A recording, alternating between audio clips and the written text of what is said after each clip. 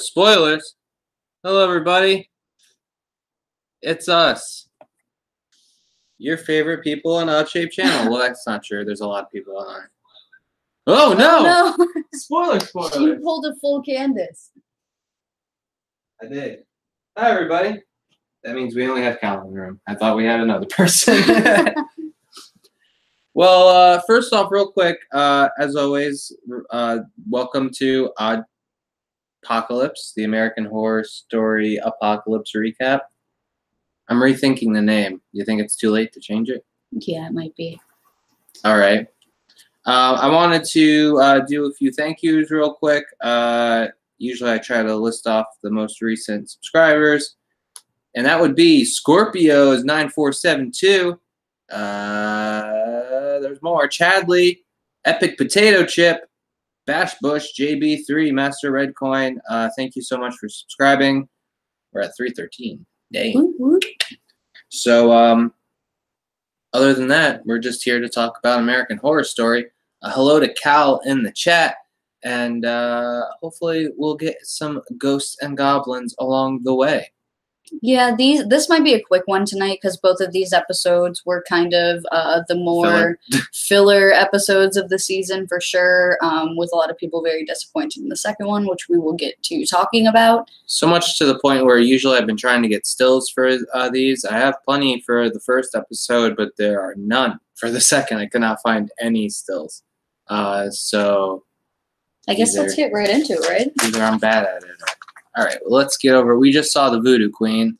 Yeah, so episode 7 is called Traitor, and we start the episode by seeing finally Dinah's former life before the corporation, Right.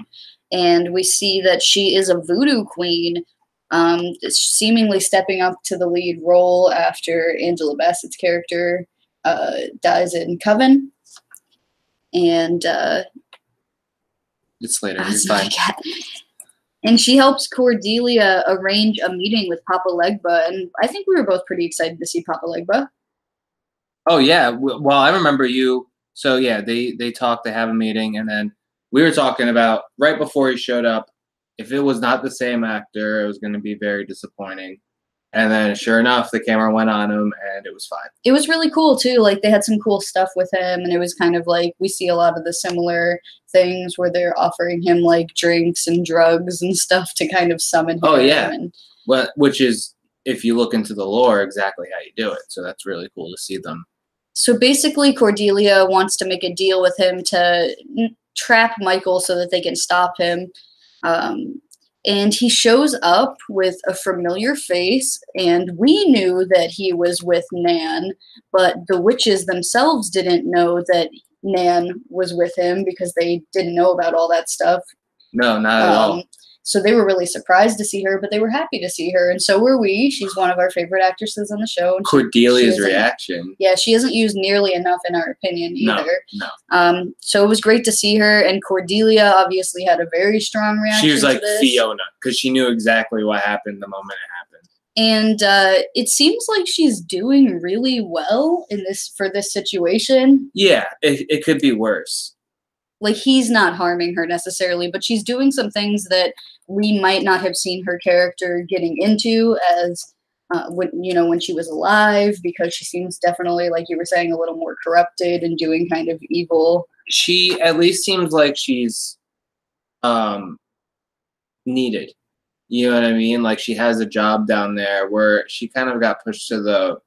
Yeah, she was always like, well, important. I could be supreme, but nobody kind of listened to her, you know what I mean? Yeah, and he seems to have like a big respect for her powers, to the point where the deal that he wants to cut with Cordelia is that, yeah, I'll trap Michael, we'll save the world, basically, but in exchange, you're going to give me the souls of all of your girls, all the Robichaux girls, because he wants to have like a menagerie of these powerful magical witches on deck. He sees like what an asset Nan can be. Absolutely. You know what I mean? So why not have the other ones? But of course, Cordelia declines this offer, and he's like, listen, last chance, I'm going to give you this offer and no other offer.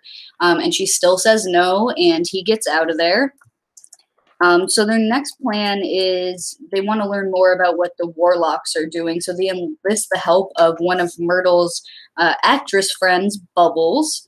And Bubbles here, who was great and I really loved in this episode, she has the ability to read people's thoughts and their souls. Just like Nan. Kind of like Nan, yeah. So they arrange a dinner party with the warlocks. And over the course of the dinner, Bubbles starts to hear them talking, and everything they're saying is like shitty. They're like giving fake smiles, but they're like, oh, I hate this bitch about Myrtle, and like saying all this terrible stuff.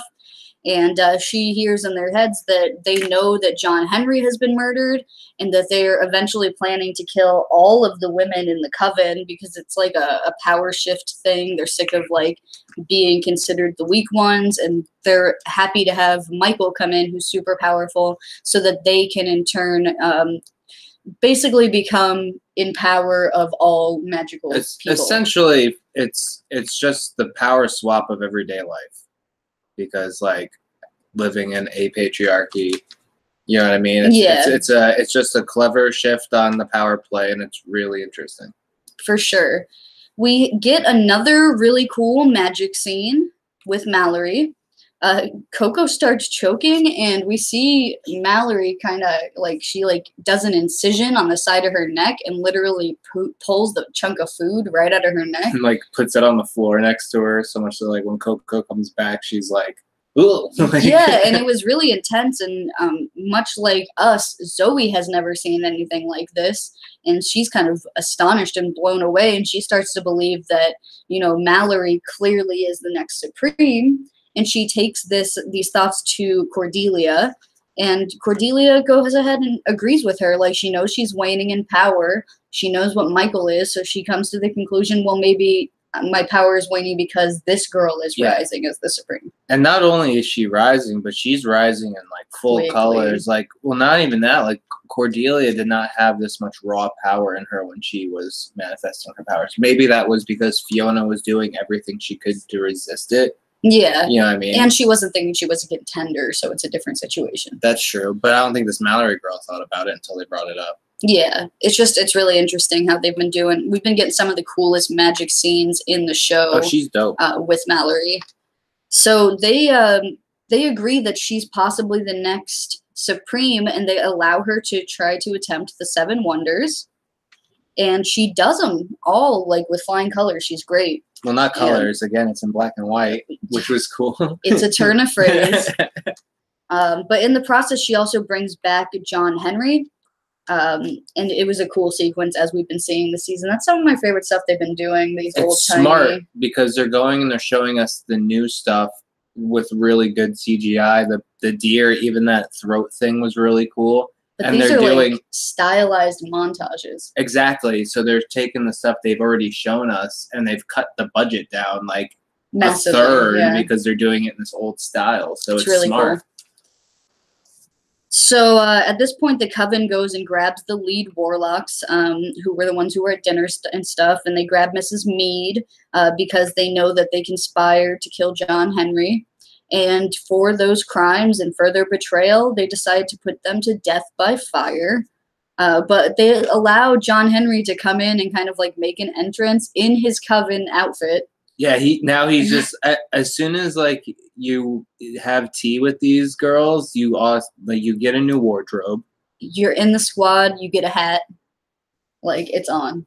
And he looks pretty cool. I think he even had like a little guy liner or something too. He was like, he looked like a badass. He looked like a modern witch hunter general. Yeah, this is very like a graphic novel character. Oh yeah, it's like if Hellsing was done in modern.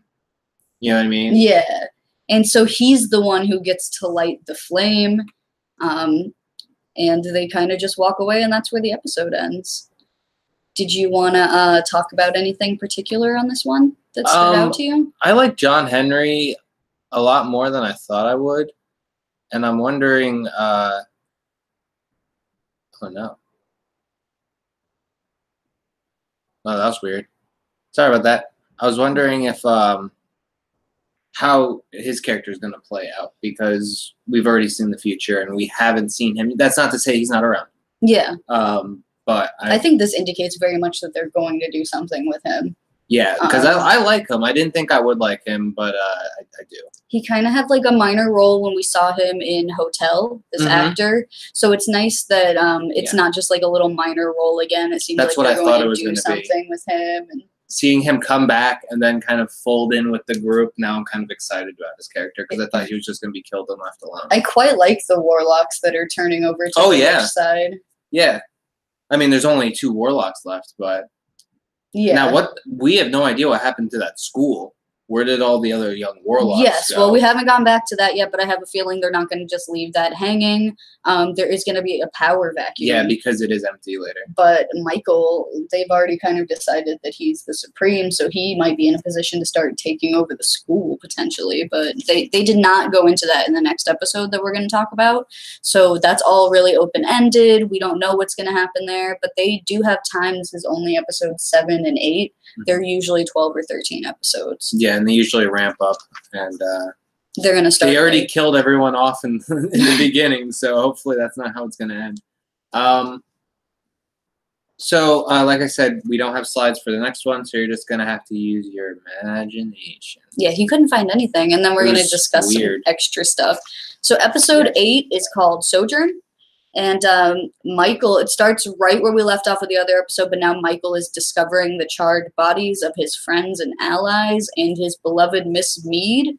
And Cordelia is actually there, and she kind of like puts her foot down and like a boss and is like, listen, you can't just go get her because I hid her soul with the spell. So she's just gone to you now. Like, that's it. No more Mrs. Mead. And in his grief, he decides to run into the forest and try to call upon his father a little bit to look for guidance. And he draws like a pentagram on the floor with a big ass stick. But we've seen earlier in the season that him drawing the pentagram does work. He just doesn't have the right, because before in the beginning we see him using blood and blah blah blah. His own blood. But here he's just drawing. You know what I mean? So it's cool to see that he's having a learning curve. Yeah. And his dad leaves him there for 4 days. It says like 4 days later before he gets any sort of response. And the responses we see are kind of strange. There's a kid and he asks him like if he wants some Fanta. It's like a really old looking Fanta can. Yeah, and not only that, that's interesting. Because I didn't think about the design. Yeah, it's not like a modern Fanta. No. A lot of people are wondering if that kid's supposed to be him, because it looks a lot like him when he killed the babysitter. Maybe. With the short blonde hair. Don't know. They didn't tell us. Or at least, I don't know. But I did see that floating around. If they're like, oh, was it? We did see a little girl who offers him up some apples, which is very symbolic. Well, biblically. Yes. And we saw he had an idea with the apples later. Or earlier in the season, but later on in the timeline. Well, that wasn't him with the apple. It was. Oh, yeah, it did turn out. Yeah. Okay. And then we see like this weird half-naked angel gentleman standing. What was up with that? He was just I'm like, not sure. Hey. He had like the man diaper thing. It was feathers. It was like feathers that wrapped around. It was interesting. And then a black goat shows up. So it was white, black. And then the goat shows up, and he sees the goat, and I think he tries to talk to it first, but there's no real response. So he gets pissed at this point, like, I don't know what you want me to do. I don't know what you're telling me. And he rips the goat's horns off, and snakes pour out of the goat. And all of this is obviously symbology that's like tied to the devil or Satan. And after that, he gets kind of just confused and frustrated and decides to leave. Well, doesn't he like rip the head off? Maybe. Yeah, it doesn't. He gets violent. He's mad. He's mad as hell. And he storms off, and he's kind of ends up in this satanic church that's hidden down this like back alley in the city.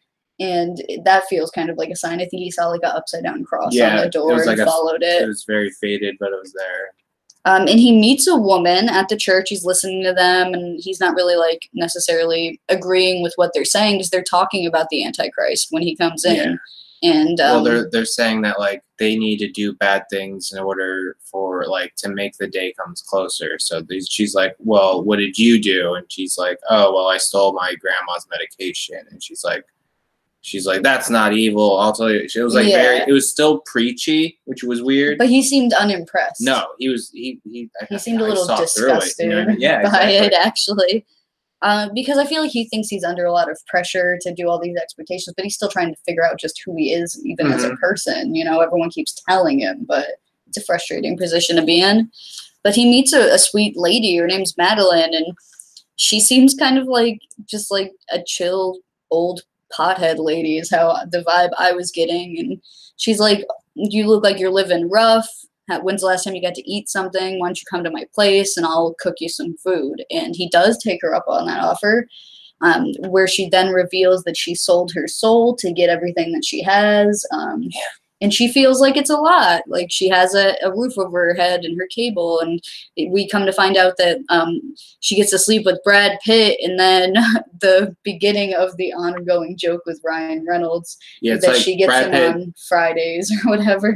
It was like Brad Pitt on Fridays and then Ryan Reynolds on Tuesdays. Yeah. And that was funny. But I thought she was kidding. It wasn't until later it pays off. And he reveals to her that he is in fact the Antichrist.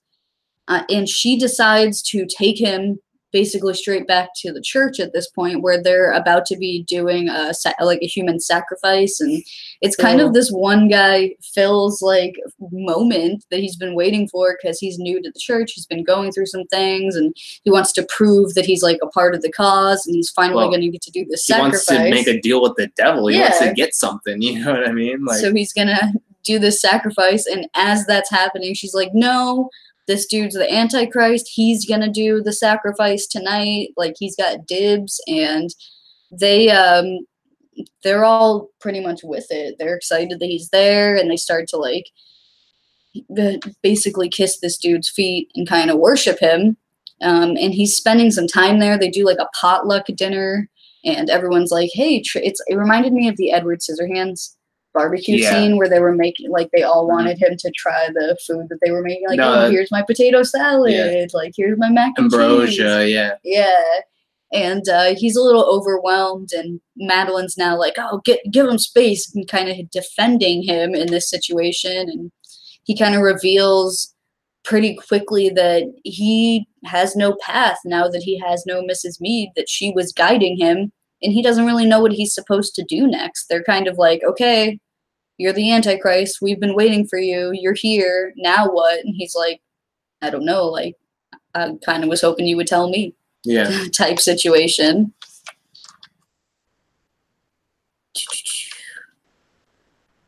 So Madeline decides to take it upon herself to step up. She tells us that there's this secret society of powerful people who have sold their souls to get into positions of power, and that she knows these guys at a robotics company that she wants to introduce him to, and they have like a cute little road trip together, and she takes him there and basically drops him off. She's not allowed to go in, and Hail Satan! I love that. And when we go in, we see Miss Venable there. She's working as a secretary, and she's all decked out in purple, and she has the same kind of like coffin-shaped belt buckle as the outfit she wore earlier in the season, and her cane, and the hair's a little toned down, but definitely a similar style.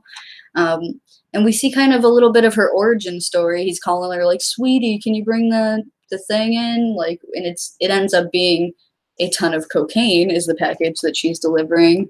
And we find out that her bosses are these two guys, and it's Billy Eichner and Evan Peters playing these cokehead tech dudes who have sold their soul to basically be able to do as much cocaine as they want. They had a hooker in the room. And you assume that she's kind of always around, or that there's a similar situation always around, because he would like forget that he was there like she was there mid fellatio. So you're kind of like, okay, well, this is how days go. You also have to wonder how numb his body is too after doing, like, they were like, it was so much cocaine. It was like a third of that would kill somebody. Yeah, and their names are Mutt and Jeff. And horrible haircuts. Miss Venable comes in and she's like, oh, there's a guy who wants to meet you. And they're kind of rude to her. And even the hooker's a little rude to her. And she's kind of like, no, you're not going to talk to me like this. Like, don't call me sweetie or whatever. Babe, I think it was. Don't call me babe. And you see her kind of turning into the character that we're more familiar with. Lola Rabbit. Or Bunny, I mean. Space Jam reference. And they tell her to send Michael up through the back door. She says that someone's here for a meeting. Oh, send him up the private elevator. And Michael does, in fact, come up. And he meets these guys who are a little bit disappointed. They were hoping for someone like Diesel. I wanted to piss my pants. Big and intimidating. And instead they get Michael Langdon. It's the hair. But like, goth vampire look. And they're a little disappointed, so he gets frustrated, and we get like a show of power from him once again. Well, he shows them the mark, and it doesn't have an effect on them. They're like, oh nice yeah, tattoo. but that's a tattoo or whatever. But like the sex worker in the background who like isn't even close to it, she's like kind of just sees it, and she starts like talking revelations. Yeah. And then bursts into flame. Yeah, he blew so it wasn't up. even like intent. It was just like it's so overwhelming for her that it. And then he kind of like went demon face again, like it was a big. And then he turned and the lights like dimmed and he went a little like I think it was very briefly like we got to see. And we were hoping for a piss your pants payoff, but we didn't get one. We did in fact get a payoff on the Ryan Reynolds joke though, because they were talking about how they get Ryan Reynolds on Thursdays. Yes. And at that point it was really funny to us because obviously Ryan Reynolds is the exact type of celebrity you want to go for a joke like this, because I'm sure he got a kick out of it. Oh yeah. He's definitely like a funny guy, and these are the type of jokes that he might make about himself. So I'm sure that he probably got a million like tweets about it and stuff, but I would bet that he would think that that's funny and in no way bothered by it, like just laugh it off. But I think a lot of people might be selling their souls if they get Ryan Reynolds once a week. Yeah.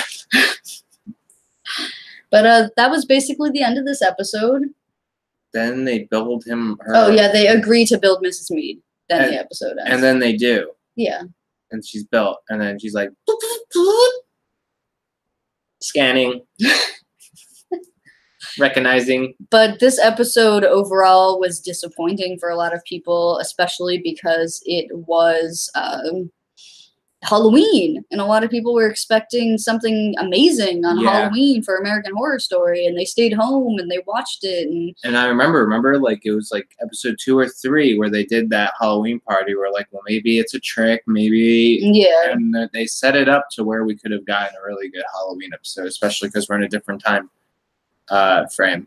So usually lots happens on Halloween on American like Mandrake is a whole thing, the killer dinner party, like a ghosts walk freely among the earth. There's a lot they could have done. So we looked up some like titles for reviews for Sojourn because it was received so poorly. American Horror, Bloody Disgusting, American Horror Story Apocalypse spotlights Michael Langdon and frustrating Sojourn. That's the angel is in the background. Fan-sided, What's Up with Ryan Reynolds.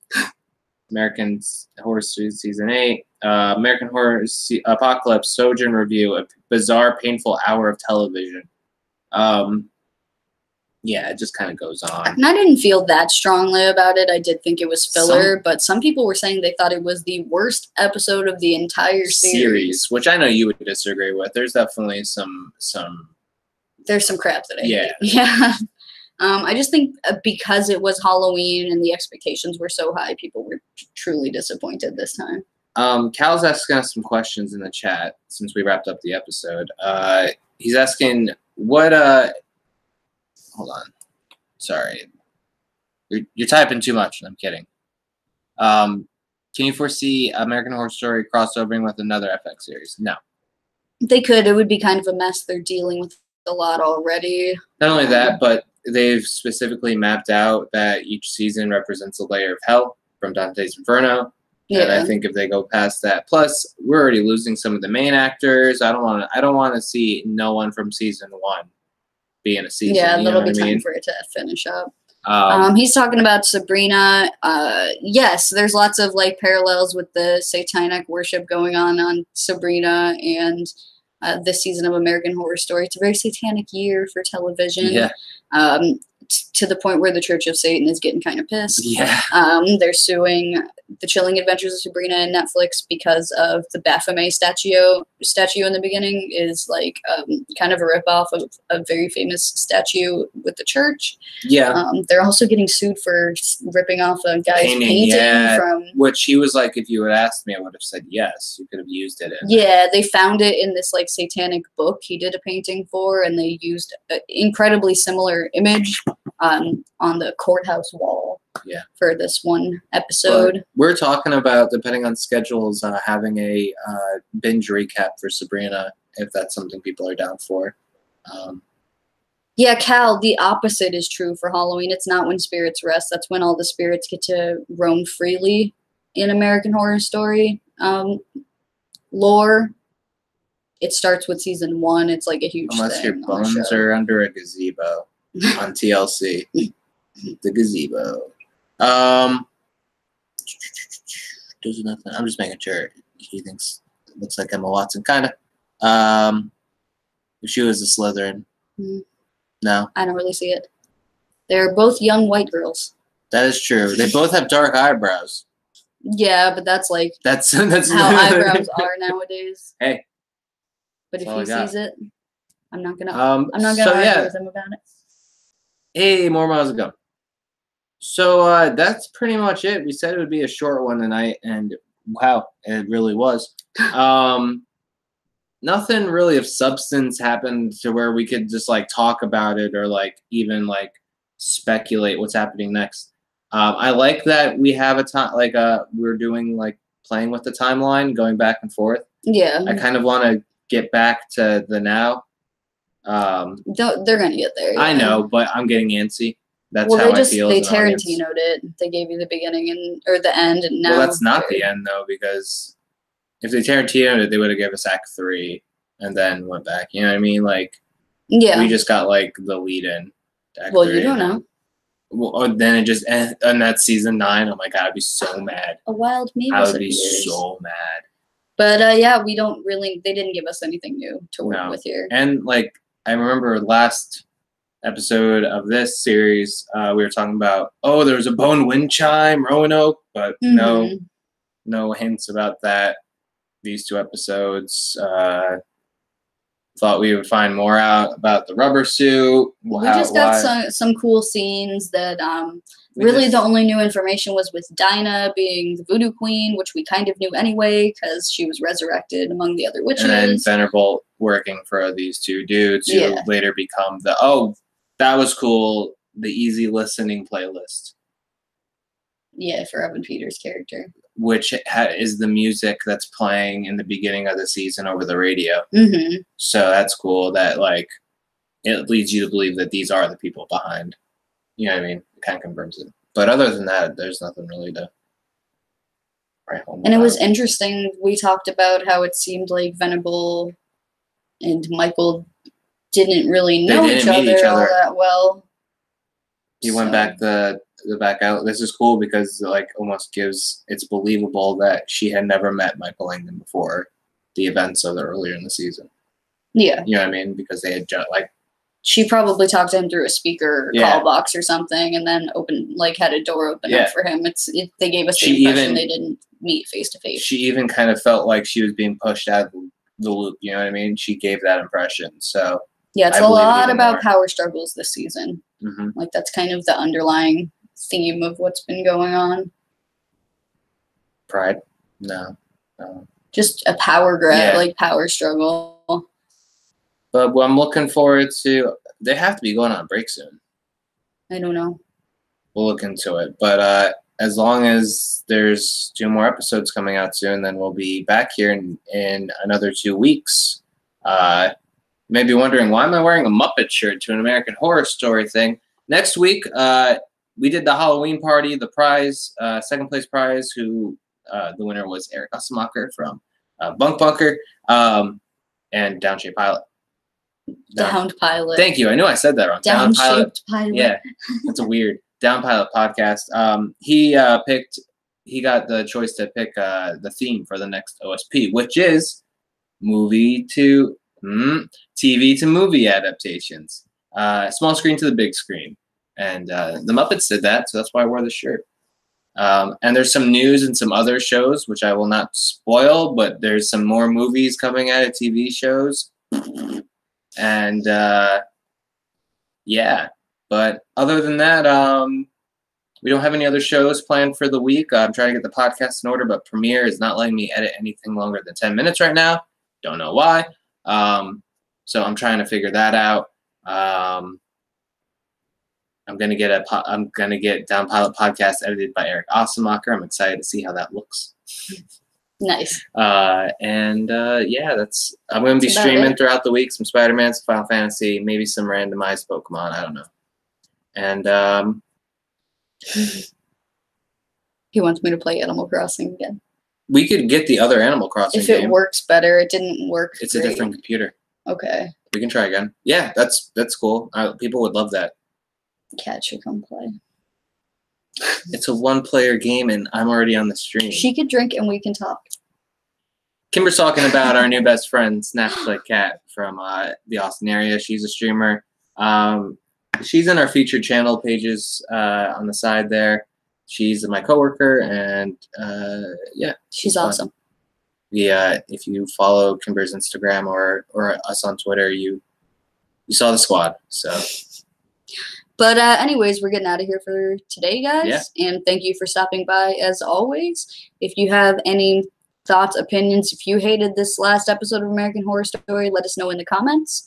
And we will see you guys after the next 2 episodes. Yep. Talk to you soon. Thank you.